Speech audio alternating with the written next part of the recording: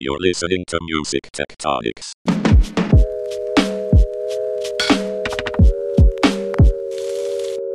Welcome back to Music Tectonics, where we go beneath the surface of music and tech. I'm Shaylee Ankenbrook, Music Tectonics' conference planner at Rock Paper Scissors, the PR firm that specializes in music innovation and music technology. I'm taking you back to NAMM, the annual trade show for musical instruments, gears, software, pro audio, and event tech. While we were there, we heard a lot of buzz around Audio Design Desk, so Eleanor Rust, our marketing director, stopped at their booth to ask founder and CEO Gabriel Cowan what makes it unique. Over to you, Eleanor. Nice to meet you. Great to meet you. This is Eleanor Rust back on the floor of NAMM, the colossal trade show for everything audio and music.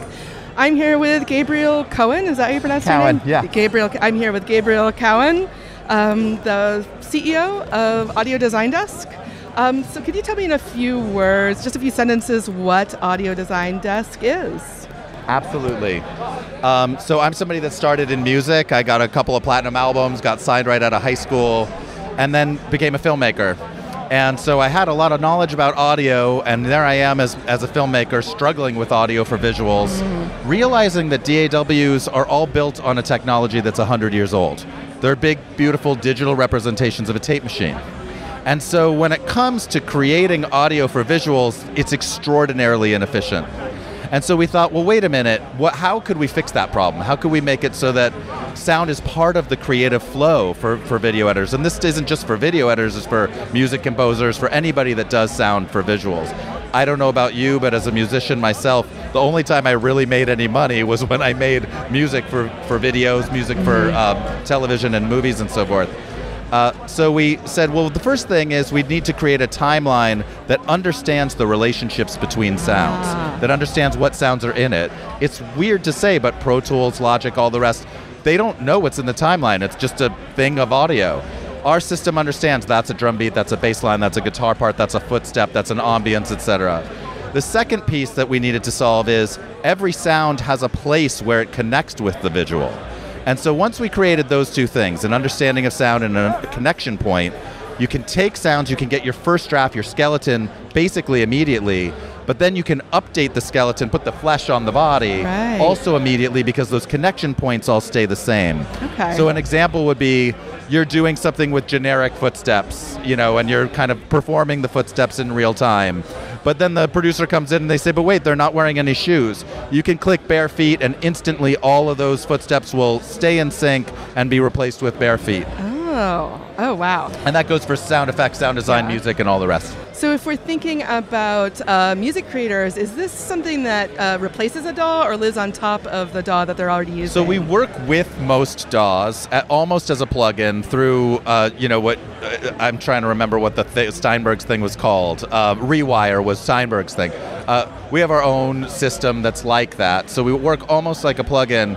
One way that I use it with Pro Tools is I'll record my guitar part into Pro Tools and then I think I know what drum beat I want, but I'm only going to make up what I'll imagine. What we can do with our system is you bring in a drum beat and you go, give me a different one, give me a different one, and so it's this process of discovery.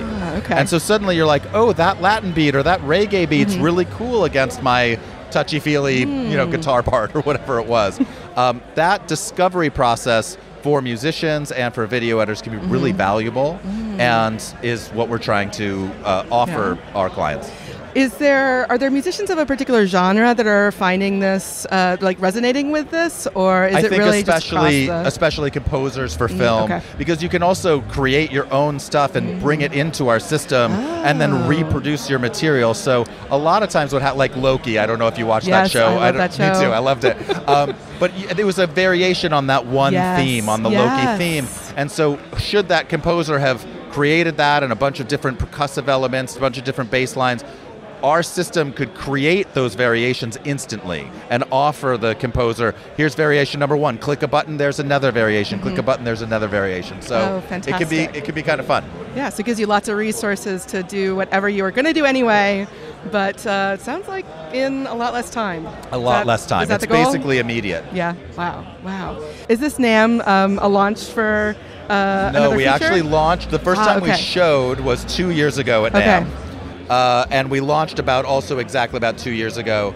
We were just at CES. We were lucky enough to win Best Software and an Innovation Award there. And then we were at NAB a month ago where we won Product of the Year and Best of Show. So fantastic. We're not expecting that anything like that will happen here, but we're excited to be here. Yeah, fantastic.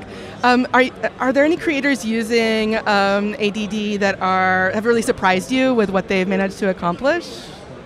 So there are a few, and we are used on all of these shows on Netflix and HBO Max and so forth. We're used on the new Transformers and things like that.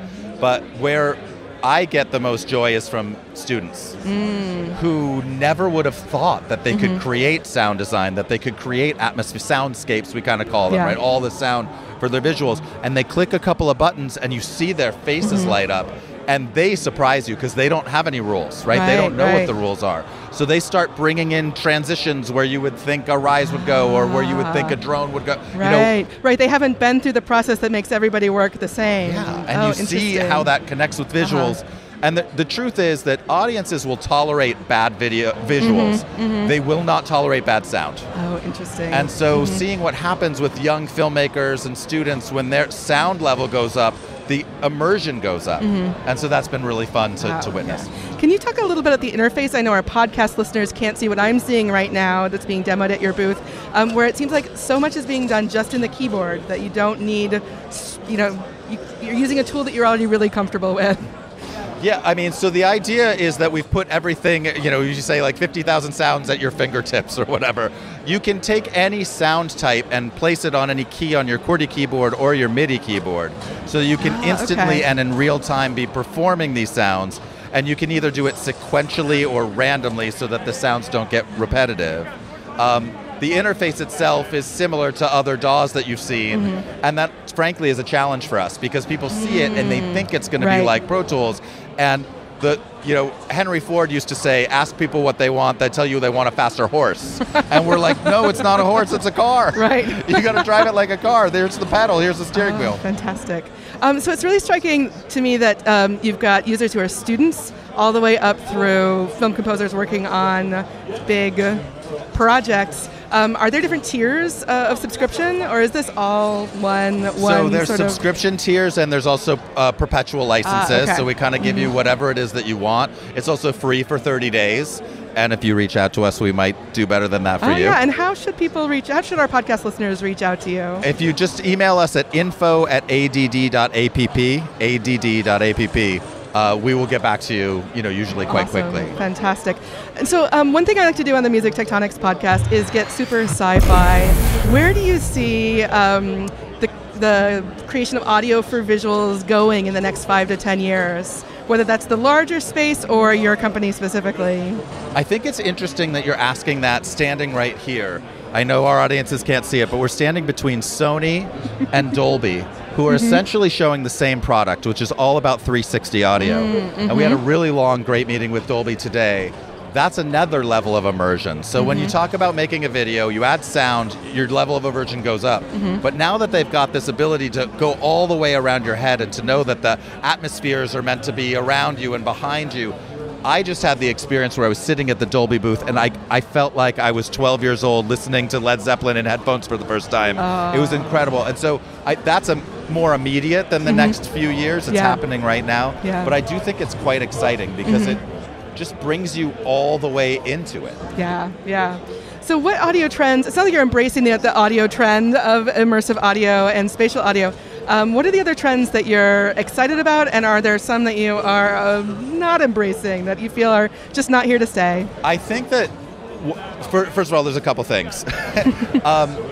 What's happening with royalty-free is very interesting and can, I think, and will benefit individual musicians over time. Looking at things like Epidemic and Artlist and Soundstripe and all the rest. Envato has a really interesting business model where they do a rev share based on usage, and they give you information based on, these are the things that people are looking for. And then if you make those things and your things get used, you get paid. What our system's trying to do is we're the DAW for video editors, so we work inside of Final Cut Pro and Premiere and Resolve and so forth, but we also work with Logic and Pro Tools and standalone. what we're over time going to be building is a bridge between the people who make the audio and the people who pay for the audio, which is the video makers. Right. And so what we're trying to do is democratize this space. So you were asking about trends. I think right now the trend, I mean, look, Epidemic raised $450 million. Artlist, $60 million. They're making $40 or $50 million a month. There's obviously a lot of action happening in that space. And right now it's going to a few big companies. But I think what's going to happen is the money is going to be going through those companies and to the makers. And that's what I'm excited about Web3 yes, and about, right. I wondered when that was going to come up. Yeah.